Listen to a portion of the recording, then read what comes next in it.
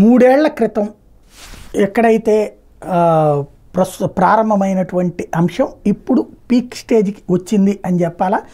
మూడేళ్ల క్రితం నుండి యుద్ధం నడుస్తుంది, రష్యా ఉక్రెయిన్ యుద్ధం. అప్పటి నుంచి రష్యా మీద ఆంక్షలు పెట్టింది అమెరికా, ఆయిల్ కొనద్దంది. బట్ మేము మా మిత్రదేశం మేము కొండం ఆపమని చెప్పాం.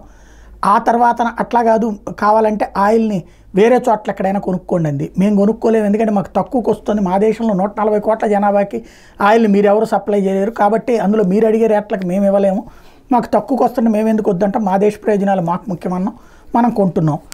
అంతకుముందు రష్యా మనకు కేవలం 2% ఆయిల్ మాత్రమే సప్లై చేసేది. ఆ దశ నుండి ఇప్పుడు చైనా వాడికంటే ఎక్కువ కొంటున్నాం మనం. చైనా వాడు కూడా రష్యా దగ్గర నుంచి కొంటాడు, సౌదీ అరేబియా వీళ్ళందరి దగ్గర నుంచి కొంటాం. మనం కూడా సౌదీ అరేబియా, ఇరాన్ వీళ్ళందరి దగ్గర నుంచి కొంటాం. వాళ్ళందరికంటే కూడా చైనా కంటే ఇప్పటిదాకా హయ్యెస్ట్ చైనా, 2వ స్థానంలో మనం ఉన్నాం.